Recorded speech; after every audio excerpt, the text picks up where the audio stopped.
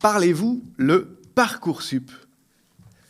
C'est le titre d'un petit livre d'intervention qui paraît ces jours-ci aux éditions du Seuil, dans lequel Johan Ferber, ici présent, montre à quel point cette plateforme numérique, qui depuis 4 ans est un passage obligé pour l'accès des jeunes bacheliers à l'enseignement supérieur, est un véritable projet de société, et un projet de société absolument antidémocratique. Bonsoir, Johan. Bonsoir Julien. Merci d'être avec nous ce soir pour parler de ce petit livre sur un sujet d'importance capitale, l'éducation, aussi bien l'éducation secondaire que l'enseignement supérieur, parce que Parcoursup, on le comprend bien en lisant, et c'est là que sont les enjeux, est à l'articulation cruciale entre les deux. Vous êtes enseignant au lycée Mozart du Blanc-Ménil, professeur de lettres, mais aussi éditeur, aussi critique littéraire. Et puis, donc, fort de votre expérience auprès des lycéens, vous nous dites dans ce livre, d'une part, que Parcoursup est, je vous cite, un terrifiant accélérateur d'inégalités sociales. Et puis vous nous dites aussi que cet état de fait n'est en rien le fruit d'un dysfonctionnement. Au contraire, vous montrez que Parcoursup remplit parfaitement sa fonction, qui est de contribuer à la conversion forcée de la société française au néolibéralisme. Il s'agit en l'occurrence d'en finir avec l'enseignement supérieur de masse, de produire de l'échec. C'est une expression que vous avez. De fait, 140 000 étudiants laissés sur le carreau par le système rien qu'en juin dernier, sans affectation. Et il s'agit ainsi d'assurer, de renforcer l'exclusion d'une partie de la population de l'accès à certaines carrières. Et vous parlez de Parcoursup comme d'un outil ségrégatif de la violence sociale. Vous avez un bon sens de la formule. Si on reprend depuis le début, Parcoursup a été présenté par ses artisans au départ, il y a 4 ans, en particulier par Jean-Michel Blanquer, comme un grand progrès par rapport au système précédent qui était APB, admission post-bac, contre lequel Blanquer et compagnie n'avaient pas de mots assez durs. Bonsoir, mais je vous remercie de m'accueillir. Effectivement, je saisis la perche que vous me tendez pour répondre sur APB. APB, en fait, était au cœur des discours de Macron et de son contremaître, Jean-Michel Blanquer, et de son autre contremaître, Frédérique Vidal, qui ont rapidement été nommés lors de son élection en 2017. Elle a été ministre de l'Éducation, de l'Enseignement supérieur. Hein, oui, de l'Enseignement supérieur. Oui, Depuis, elle est allée travailler pour une boîte d'enseignement privé, d'ailleurs. Oui, mais elle a été refusée, en fait. Elle a essayé. Elle a essayé, c'était bien tenté. Mais effectivement, le problème qui a été celui d'Emmanuel Macron dès le début, c'était effectivement de parvenir à diaboliser APB. APB, c'était admission post-bac, c'est un système qui avait cours depuis la fin des années 2000 et qui était un système tout à fait imparfait, puisque c'est un système qui reposait effectivement sur des algorithmes comme Parcoursup et qui, mais quand même, avait une possibilité très importante pour les bacheliers, c'est qu'ils pouvaient hiérarchiser leurs vœux. Et il y a une grande différence avec Parcoursup, parce que Parcoursup, en fait, ne va pas résoudre le problème d'APB. APB, pour Blanquer, ça a été, je dirais, l'occasion de mettre en place ce que moi j'appelle une machine rhétorique. Et une machine rhétorique qui est redoutable. Parce que le macronisme articule toujours 2 choses. Il articule un savoir technologique, un savoir technocratique, qui passe par une numérisation de nos vies. Et à côté, cette numérisation des vies, elle ne peut pas venir seule. Elle doit s'accompagner d'un discours. Et ce discours, c'est toujours, finalement et fatalement, un récit. C'est-à-dire que le macronisme ne se fait pas seulement techniciste, il se fait aussi conteur, narrateur. Et à partir de là, il faut bien arriver à créer une fable, à trousser une fable, à créer finalement quelque chose qui relèverait de l'injustice. Alors, l'injustice, ça paraît... Réparée par Parcoursup, naturellement. Réparée par Parcoursup. Cette injustice, c'est quoi ? C'est tout simplement que APB, provoquait dans les foyers français des drames, des tragédies. Je dirais qu'il y a 3 temps dans le dénigrement et la déconstruction d'APB. C'est tout d'abord ce qu'on pourrait appeler une sorte de stratégie pathétique. Jean-Michel Blanquer, dont on a depuis mesuré le caractère assez autoritaire, faisait le tour des médias en fin 2017 et début 2018, juste avant la mise en place en janvier 2018 de Parcoursup, faisait le tour de toutes les matinales pour dire oui, beaucoup d'élèves n'arrivent pas à avoir ce qu'ils veulent à cause d'APB. APB recourt massivement au tirage au sort. C'était ça la grande question. Ça frappait les gens. Ça frappait les gens. L'injustice par excellence. l'injustice par L'aberration, par exemple. L'aberration, le hasard, alors que quand même le hasard au casino fait parfois bien les choses. Voilà. Mais là, il s'agissait non pas de gagner de l'argent, mais il s'agissait de pouvoir gagner sa vie à terme. Et qu'est-ce que Jean-Michel Blanquer a fait? Il a fait de ce vrai problème qui était APB, parce qu'APB n'était pas une bonne solution. APB avait un vrai problème, c'est-à-dire qu'il y avait quand même environ, à partir de 2014, 16 000 étudiants qui, par an, en STAPS et en métier de la santé, étaient tirés au sort. Voilà, étaient tirés au sort. Alors, ça fait 16 000 étudiants, c'est énorme, mais en fait, ce ne sont pas tous les étudiants. Et ce qui s'est passé, c'est que rapidement, c'est le deuxième temps de la fable de Jean-Michel Blanquer, c'est finalement un développement paralogique, c'est-à-dire ce que les sophistes faisaient. C'est-à-dire que ces 16 000 étudiants tirés au sort, eh bien, ça devenait, le tirage au sort, le hasard, devenait tout le système d'APB. Ça devenait emblématique du système. Emblématique. Et finalement, APB, c'était devenu le tirage au sort, quoi. APB, c'était devenu le tirage au sort. Storytelling Voilà. sur mesure. Comment on aurait pu réparer ce problème d'APB? Comment on aurait pu réparer le problème d'APB? APB, effectivement, avait un problème de tirage au sort, reposait sur des algorithmes. Mais pourquoi? Parce qu'en fait, APB commençait déjà à avoir le problème que va rationaliser et systématiser Parcoursup, c'est-à-dire le défaut de construction d'université, le défaut de création d'université, le défaut de création de places pour les étudiants, le défaut de création de postes de maîtres de conférences pour les enseignants, de postes de professeurs des universités, qui est un problème en fait crucial, structurel, et qui a des implications conjoncturelles, c'est-à-dire le tirage au sort, et puis maintenant Parcoursup. Et là, c'est le troisième temps, je dirais, de la machine Parcoursup, c'est quand on met en place ce que l'on appelle en rhétorique l'argument de la carotte et du bâton, ad batulum carotamque, c'est-à-dire sous ces espèces de termes, sous les espèces de termes latins. Eh bien, en fait, qu'est-ce qui est mis en place? En fait, il y a une sélection qui est mise en place. C'est la sélection, c'est, je dirais, le maître mot de la politique macroniste, c'est-à-dire le tri social, c'est-à-dire... C'est ça, c'est une sélection qui se présente déjà pas comme une sélection, et si elle l'est, seulement méritocratique et finalement justifiée, alors qu'en réalité, vous montrez très bien que c'est ça, c'est un tri social, c'est une machine classiste. Oui, c'est une machine classiste, c'est une machine de classe. Pourquoi? Parce que, il faut le dire, Parcoursup, c'est un coup d'État numérique. C'est un coup d'État numérique dans nos vies, c'est-à-dire un coup d'État qui repose en fait sur un problème politique qui n'a pas été réglé, celui que je mentionnais tout à l'heure, de la création des places à l'université. Et à partir de là, vous n'avez pas assez de places et vous avez trop d'étudiants. Et vous avez trop d'étudiants. Pourquoi? Parce qu'on en a suffisamment entendu parler au début des années 2000 et jusqu'aux années 2010, c'est-à-dire le baby-boom des années 2000. Ouais. Et il y avait à peu près 700 000 nouveau-nés par an. Étant donné l'objectif de Jean-Pierre Chevènement en 1985 d'assigner à terme 80% d'une classe d'âge au bac, à la réussite, 80% d'une classe d'âge qui devait réussir son bac. Donc à partir de ce moment-là, mécaniquement... Il y a plus de monde qui arrivait à l'université. Il y a plus de monde qui arrivait mécaniquement à l'université et qui obtenait son bac. C'est-à-dire que le bac, c'est quoi? Ce n'est pas le dernier diplôme du lycée, c'est le premier grade universitaire. Traditionnellement, ça donne un accès de droit aux études supérieures. Exactement, c'est-à-dire vous avez votre bac en poche. Voilà, ça n'est plus le cas. Ah non, ça n'est plus le cas, puisque je dirais que dès que les élèves entrent en classe de seconde, ils sont déjà dans ce que nous, on appelait en notre temps, déjà bien reculé, le post-bac, c'est-à-dire qu'ils sont dans d'autres stratégies, puisqu'il ne faut pas avoir un bon bac. Avant, les filières d'excellence, c'était les filières S. Maintenant, il faut avoir un bon Parcoursup. Et il faut bien parler le Parcoursup. Et il faut bien parler le Parcoursup. Ce qui engendre une angoisse absolument terrible. Oui. Ce qui conduit les gens à acheter des services. Vous parlez de ces services en ligne facturés 750 € pour l'accompagnement des adolescents pour lesquels leurs parents se sentent démunis et inquiets, de manière à bien faire son Parcoursup. Oh oui. C'est-à-dire que c'est absolument antidémocratique. Mais peut-être qu'on peut revenir quand même, avant d'en arriver là, à cette question de la privatisation généralisée, qui est l'objectif. Privatisation des services de préparation, privatisation de l'enseignement, privatisation pour ceux qui n'auront pas accès via Parcoursup à l'enseignement public. Quand même, à la destruction en amont et en aval de Parcoursup, d'un côté de l'éducation nationale et du bac, et de l'autre de l'université. Puisque tout ça fait système, vous le montrez très bien. Il y a quand même la réforme du bac aussi, qui a lieu au même moment, dont vous parlez, et qui est fonctionnelle, à laquelle Parcoursup est fonctionnel. Oui, c'est-à-dire que la réforme du bac a pour but, la réforme du bac, elle a une stratégie managériale. Elle a une stratégie managériale qui est double.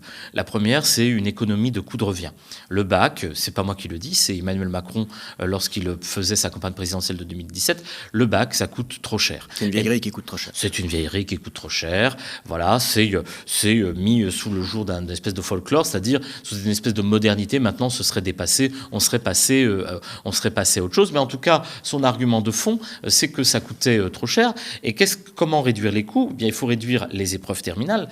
Et puis, il faut aussi réduire, en fait, le nombre de profs par classe. C'est-à-dire qu'il faut venir gonfler les effectifs. Et donc, c'est quoi la première vraie mesure technique du bac Blanquer ? C'est la généralisation des classes à 35. Et cette généralisation des classes à 35, elle permet quoi ? Eh bien, elle permet de réduire les coûts. La deuxième chose de ce deuxième outil managérial que constitue la réforme du bac, eh bien, c'est vider, c'est la stratégie managériale classique, c'est vider le bac de son sens. C'est-à-dire, c'est placer après le bac quelque chose qui a plus de valeur, quelque chose qui a plus de valeur symbolique que le bac lui-même. Et qui se prépare avant, qui est son Parcoursup. Et qui est son Parcoursup, c'est-à-dire tout simplement, en fait, une fois que vous avez vidé le baccalauréat de son sens, une fois que vous l'avez totalement vidé de sa valeur symbolique, vous devez effectivement concentrer l'attention de l'élève et de leur famille sur une autre épreuve. Et cette épreuve-là, c'est une épreuve qui est particulièrement angoissante parce que c'est une épreuve sur laquelle on n'a pas de maîtrise. Et cette épreuve, c'est quoi ?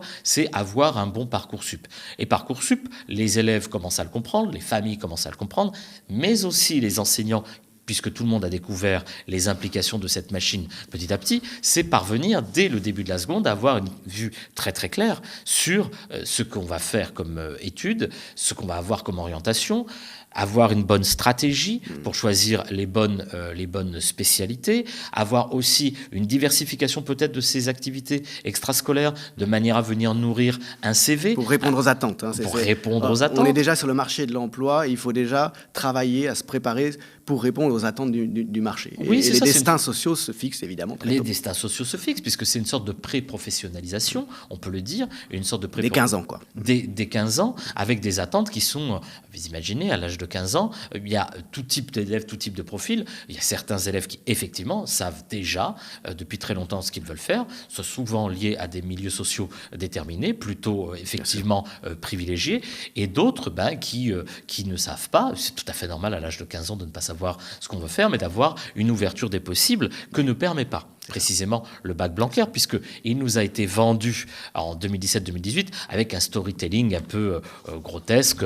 Tu aimes le skate, tu aimes le skateboard et tu aimes les fleurs, deviens fleuriste skateboard. Voilà, tu peux prendre n'importe quoi comme spécialité. Je n'exagère même pas, tellement le propos, en fait, est caricatural, puisque c'est pas ça le but. Le but, c'est parvenir en fait à créer ce qu'on pourrait appeler un marché de l'angoisse. C'est-à-dire que le bac auparavant était une épreuve qui générait une certaine angoisse, mais sur laquelle vous aviez par exemple en terminale, vous aviez la possibilité de pouvoir progresser jusqu'à vous améliorer et obtenir le bac. Là, vous en êtes rendu en fait à une machine qui vous échappe, c'est-à-dire qui vous échappe parce que ce que l'on peut dire, c'est que Parcoursup pose deux problèmes depuis 2018 qui ont été pointés à chaque fois de manière nette, à la fois par le défenseur des droits, mais aussi par la Cour des comptes. Oui, la Cour des comptes, dès 2020. Dès 2020. La Cour des comptes, qui pourtant n'est pas un nid de gauchiste. Non, on ne peut pas dire que ce soit l'institution la plus progressiste que de la Ve République.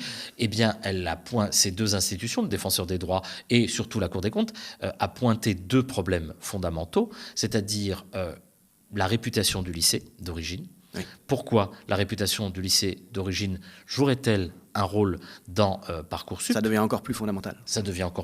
Et vous rappelez d'ailleurs que l'un des artisans de cette réforme du bac, qui vient de la gauche d'ailleurs, ça montre de la gauche de gouvernement, et qui a travaillé pour Jean-Michel Blanquer, qui est quand même plutôt proche de l'extrême droite, Pierre Mathiot, expliquait il allait falloir corriger, selon le lycée, les notes, de manière vraiment affichée, assumée.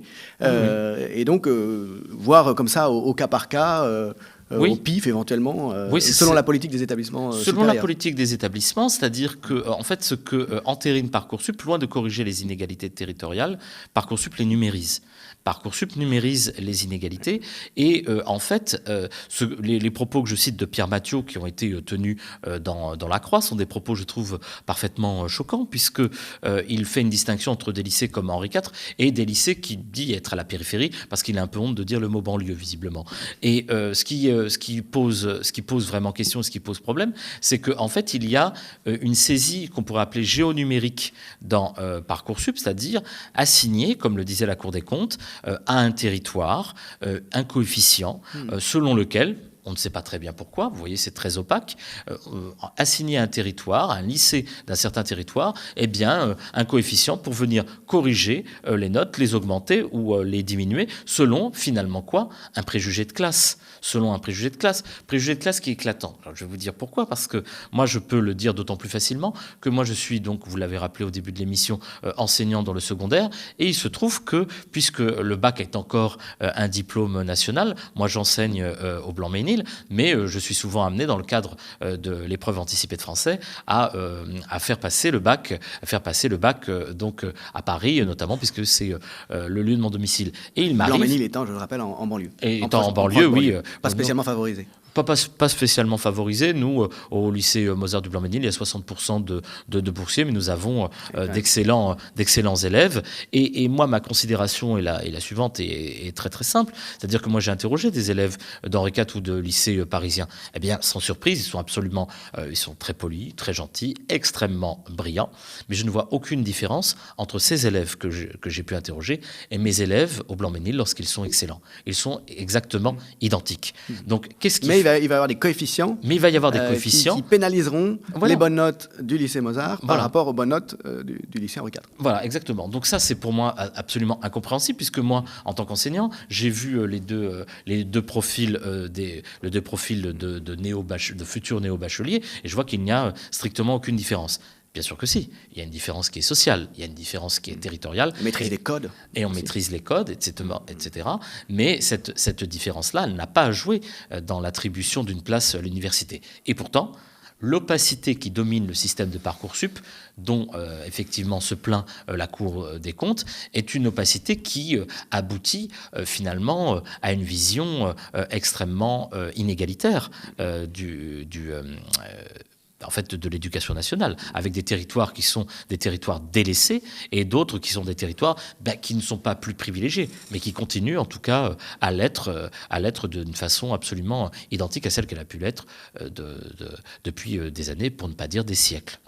Et on retrouve le cycle donc dénigrement du service public, là avec le numéro de claquette de Blanquer sur APB et l'horreur du tirage au sort, occultant la vraie raison des problèmes qui est le sous-investissement dans l'enseignement supérieur qui ne suit pas la montée des effectifs, mais qui au contraire est inverse.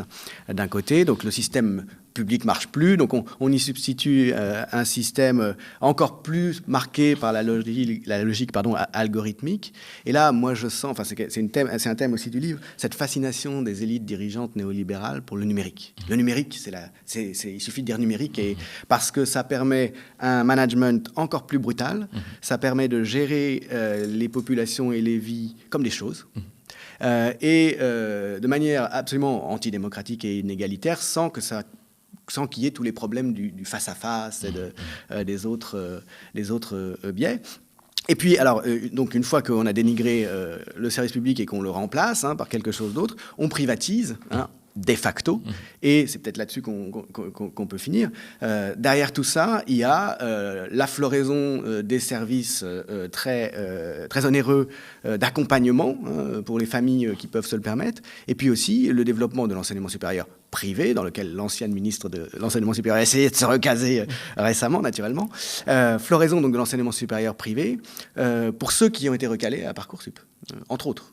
Oui, c'est-à-dire qu'il faut voir que le numérique, vous le soulignez très très bien, le numérique c'est l'outil ségrégatif bourgeois par excellence du macronisme. Pourquoi ? Parce que le numérique, en fait,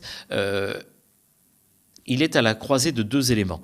Il est un apprentissage de la maltraitance, c'est-à-dire que vous vous faites maltraiter, mais vous n'avez véritablement aucun interlocuteur ni aucune prise. Devant l'écran. On est devant l'écran. Il n'y a pas de responsable. Voilà, le numérique favorise un apprentissage de la maltraitance. Et puis, il favorise aussi une fabrique du consentement, puisqu'on a quand même dans le parcours du combattant, le Parcoursup du combattant, on pourrait dire tel qu'il se met en place à partir du 18 janvier, là, c'est la date d'ouverture de Parcoursup là, prochainement, eh bien, en fait, le néo-bachelier doit produire ce qu'on appelle un projet de formation motivée, c'est-à-dire une lettre de motivation qui finalement qui est finalement un pacte faustien avec lequel non pas il accepte d'être engagé, mais il donne en fait les gages de son adhésion, de son formatage. Voilà, exactement, de son formatage à une société néolibérale. Et qu'est-ce que ça produit finalement, cette fabrique de la maltraitance? Qu'est-ce que ça produit? Ça produit tout simplement de l'individualisation. C'est le maître mot du management. Cette individualisation, elle produit quoi? Elle produit de la responsabilisation. C'est-à-dire que si vous n'avez pas l'école ou la formation que vous avez demandé, vous êtes renvoyé à un échec personnel. Et en fait, on a une psychologisation d'un problème politique de fond, c'est-à-dire qu'on vous renvoie à une culpabilité qui est générée par le système et qui en fait est renvoyée à votre narcissisme. Donc ici, la psychologisation de la question, celle du stress, c'est Macron qui lui-même parlait de Parcoursup lors de la présidentielle comme d'une usine à stress. Cette culpabilisation, qu'est-ce qu'elle fait? Eh bien, elle vous jette finalement dans la sauvagerie d'une expérience où, comme on disait tout à l'heure, il faut un marché. Il y a l'ouverture de ce qu'on appelle un marché de l'angoisse. Et ce marché de l'angoisse, eh bien, il ouvre à 4 secteurs économiques que vont se partager, en fait, donc 4 branches. Il y a tout d'abord, vous l'avez très justement rappelé, l'enseignement privé, les écoles privées, notamment celles qui sont hors Parcoursup. C'est-à-dire, on a un bond phénoménal depuis quelques années des écoles privées. Alors, il y a de bonnes écoles privées, mais il y en a aussi qui sont très mauvaises. Notamment, elles sont vendues à travers des salons de l'étudiant où elles ont des vitrines très alléchantes, mais ensuite, elles ne proposent pas une formation adéquate. Le deuxième secteur économique, c'est celui que vous évoquiez tout à l'heure, c'est-à-dire le coaching, le coaching en orientation, où vous avez acheté ce qu'on appelle, c'est pas une invention, des passes sérénité Parcoursup pour 750 €. Sur tonavenir.net. Sur tonavenir.net, effectivement. Donc, des gens vous conseillent, vous avez des visios et on vous vend ce pass sans garantie de réussite, puisque si vous avez de mauvais résultats et si vous n'avez pas exactement où candidater, les 750 € ne vous serviront à rien. Le troisième marché, c'est un marché qui est en développement et qui va petit à petit se développer, c'est le marché du prêt bancaire étudiant. Ça, c'est l'Eldorado pour les banques. C'est l'Eldorado pour les banques, puisque il y a un prêt qui s'appelle Parc, qui peut être mis en place, qui est déjà expérimenté en Suède, qui a fait des ravages, on le sait, aux États-Unis. C'est vous ne remboursez vos études que lorsque, dans votre vie professionnelle future, vous avez les moyens de rembourser. Jusqu'à 40, 45 ans, on est coincé. Donc, de toute façon, en plus, ça fait des gens qui sont très dociles ensuite au travail. Bien sûr. Ils ne peuvent pas se faire virer. Ils peuvent pas se faire virer, puisqu'après, ils ne peuvent pas rembarquer les études qu'ils ont fait il y a 30 ans. Voilà, donc la scène de la douche en Psychose, c'est un conte de fées à côté. Et la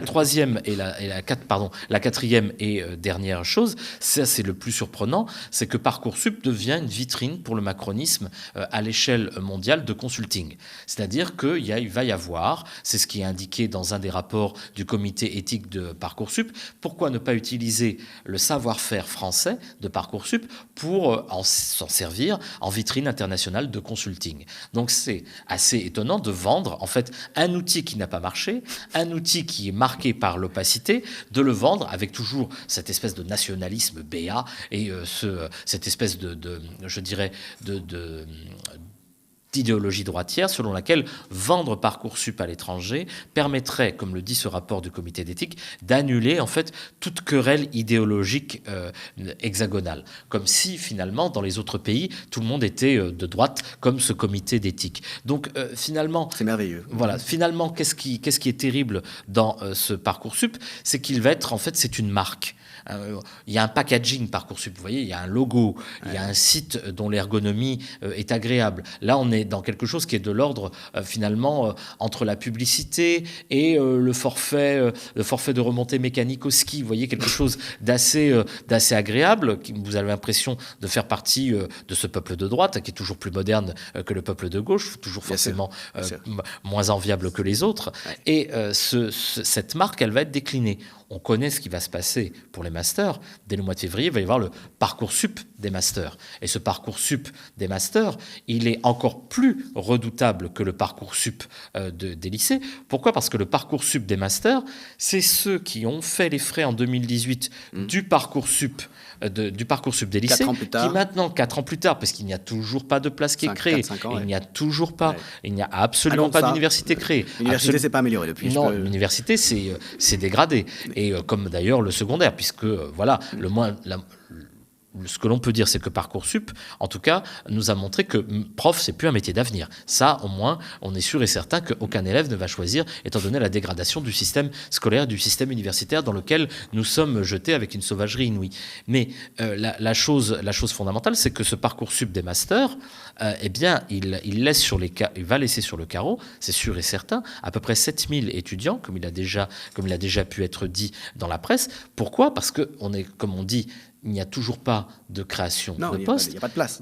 Et surtout, la ministre Sylvie Retailleau, puisqu'ils ont remplacé la contremaître par une autre contremaître, donc Sylvie Retailleau, qui tient effectivement le même discours que sa prédécesseur, qu'est-ce qu'elle dit ? Elle dit que le Parcoursup des masters n'est pas là uniquement pour favoriser la poursuite d'études, mais il peut à terme favoriser la reprise d'études. C'est-à-dire que si vous n'avez pas votre master là, c'est-à-dire alors que quand vous avez votre L3, vous êtes en droit d'avoir effectivement, comme pour le bac, d'avoir un master. Mais là, si vous n'êtes pas choisi, si vous n'êtes pas retenu, vous pouvez avoir une expérience professionnelle. Et cette expérience professionnelle, n'est-elle pas, dans ce monde du travail qui est si apaisé, dans lequel il est si facile de nos jours de trouver sa place, n'est-il pas l'occasion précisément d'enrichir votre CV jusque-là tout à fait squelettique et rachitique ? Et qu'est-ce qui se passe ?